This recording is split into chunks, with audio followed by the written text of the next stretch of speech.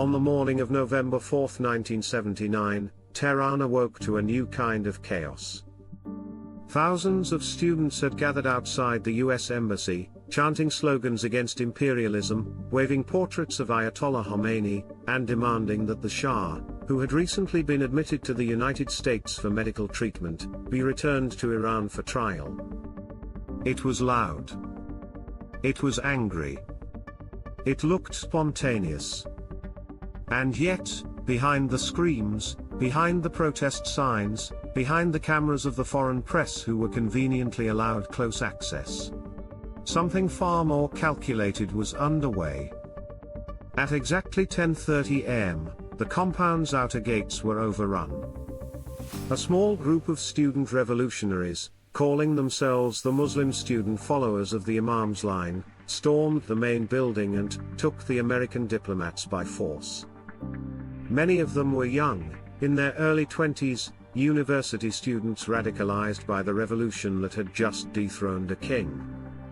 But not all of them were students. One of them, perhaps several, was something else entirely. In the hours after the takeover, while the students scrambled to tie up hostages and search drawers for proof of American conspiracies, a figure moved calmly through the chaos. He wasn't panicked. He wasn't loud. He didn't ask questions like the others. He knew what he was looking for. The communications room. The vault. The cipher machines. The burn bags. He was there not for protest, but for extraction. His identity remains unknown to this day. Some say he was an agent of the newly emerging Iranian intelligence apparatus. Others believe he had been trained by the Revolutionary Guards or perhaps even had contacts with the Soviet KGB. What's clear is that he wasn't operating on impulse. He was carrying out a pre-planned intelligence operation under the cover of revolutionary chaos, and no one inside the embassy realized it until it was far too late. The American staff, realizing they were under siege, tried to follow protocol. Classified documents were quickly fed into shredders. Some were set on fire. Others were crammed into toilets in a desperate attempt to destroy evidence. But there were simply too many. In those first hours, only a fraction of the material could be properly eliminated. The rest fell into the hands of the so-called students, and more importantly, into the hands of the spy among them. Within days, an extraordinary and systematic operation began inside the embassy walls. Thousands of shredded documents were collected, sorted, and delivered to special teams working around the clock. In a move that stunned Western analysts later, Iranian authorities brought in professional carpet weavers, masters of visual pattern recognition, to help reconstruct shredded documents by hand. These women, trained since childhood to follow thousands of thread lines across complex Persian designs, were now being asked to follow thin white lines across shredded CIA documents. The results were devastating.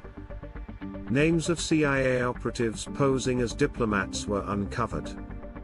Lists of informants inside Iran, men and women who had quietly passed intelligence to the US before and during the revolution, were revealed.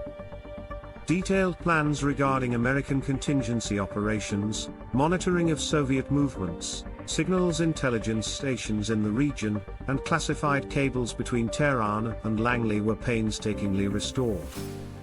While the public saw televised images of blindfolded hostages and students shouting death to America, a quiet intelligence war was being won behind the scenes. Over the following months, the Iranian regime published over 80 volumes of what they called documents from the US den of espionage. These were presented as evidence of American interference in Iranian affairs. But not everything was made public. Some of the most sensitive materials, such as the CIA's agent network and ongoing surveillance programs in the Middle East, were withheld, likely passed directly to Iranian intelligence. There are persistent rumors that some documents were shared with the Soviet Union in exchange for technical support and regional backing, although this has never been officially confirmed. Inside the CIA and the US government, panic spread. Overnight, several covert operations were shut down.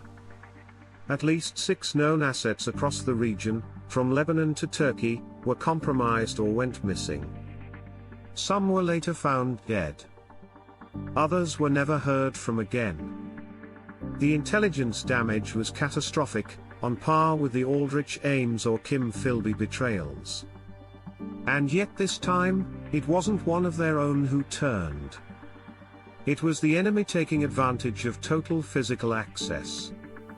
The identity of the man who orchestrated the quiet looting of the embassy's secrets remains one of the most closely guarded mysteries in modern intelligence history. Some say he was rewarded and became a founding figure in Iran's Ministry of Intelligence and Security, MOI. Others believe he was eliminated, quietly erased to ensure the operation could never be traced or linked to official channels. But those who were there, and those who analyzed the aftermath, agree, someone inside that embassy knew too much. And knew exactly where to look. The Tehran hostage crisis lasted 444 days. It humiliated the Carter administration, reshaped US-Iran relations for generations, and became one of the most visible diplomatic confrontations of the 20th century. But beneath the political spectacle and the media circus, a silent intelligence disaster had already unfolded. And for the CIA, it was one of the darkest, least acknowledged defeats in its history. Because in espionage, it's not the protest you see on the street that destroys you. It's the man standing silently in the crowd, who knows exactly what to steal, and exactly how to disappear once the job is done.